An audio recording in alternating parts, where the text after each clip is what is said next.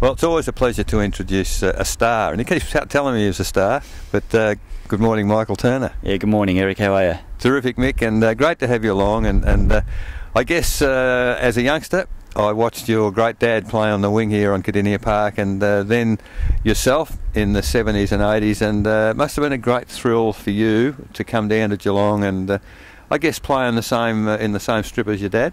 Yeah, it was. Look, I was a bit lucky in the fact that Fitzroy had the zone down in our area, and under the father and son rule, I could play for Geelong. And actually, I always wanted to. I didn't think I would when I was a young boy because I was very small. But from 16 years on, I developed very quickly, and within 3 years from not playing football, as a 16-year-old, I was playing league football. So, look, Dad had a big influence. I always wanted to play for Geelong, and I was obviously aware that he played in the 51, 52 premierships. And, he was a star player, and unlike players these days that play on as long as they can, he left football probably at about 26, 27 to coach Warrnambool, because that's where the money was then in the country. But, look, he had a big influence on my career, certainly football-wise, but more so personal-wise, because in my early years I was fairly wild, and he kept me on the straight and narrow. So, I missed Dad a lot. He obviously died about 8 years ago, and he had a great influence on my career. And I guess just diverting temporarily, to be named with your dad in the team of the century at the Geelong Football Club, just a wonderful thrill. Yeah, it was, and Mum was there that night, and my brother and all my family and friends, and I even shouted the two tables, which is unlike me, but no, it was a great night. And look, you have a lot of things in football, a lot of ups and downs, and I was captain of the club, and all Australian and all those sorts of things. But the biggest thrill I had in football was that night when we were both named on the wing for the team of the century. I think to be named one of the best players at Geelong in your position over 100 years is a great thrill, and it's something I'll treasure for the rest of my life. So going back to the beginning, how did you come to get to Geelong in the first place? Scouts or, as you said, the father-son? So there wasn't any draft, anything like that in those days? No, well, it was all zoned, and Fitzroy had our zone. I was actually at school at Monterey in Hamilton and played under 15 football. I wasn't a bad player, but I was very small. I was a late developer and didn't play when I was 16 because I was just too small. I was about 5'1". And when I came back to Warrnambool, I started playing with the under-17s, but I didn't start off in any great fashion. But in that year I grew 8 inches and went from being a struggling player to winning the best and fairest. Went from CBC under-17s to Warrnambool under-18s. Same thing again, won the club and league best and fairest. And then Geelong started to show a fair bit of interest.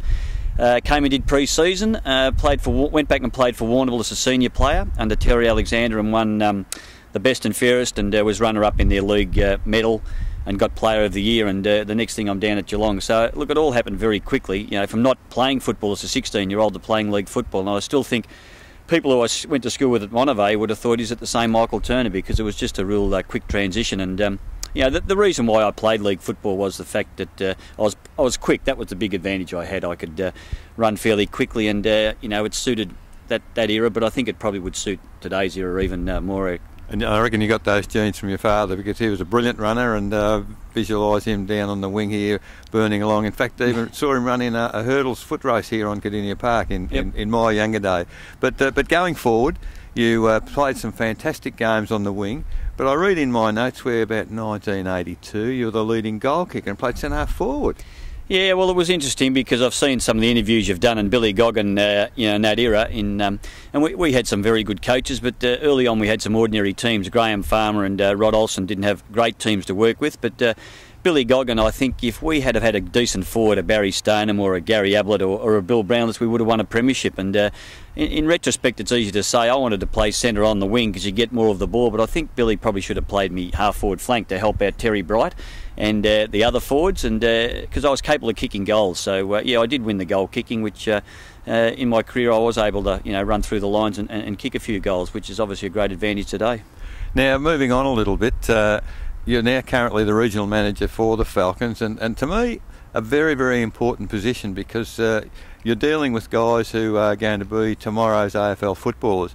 What I said this to Gary Hocking in an interview recently. As a coach, they have some interface. Do you have any interface with the other regional managers?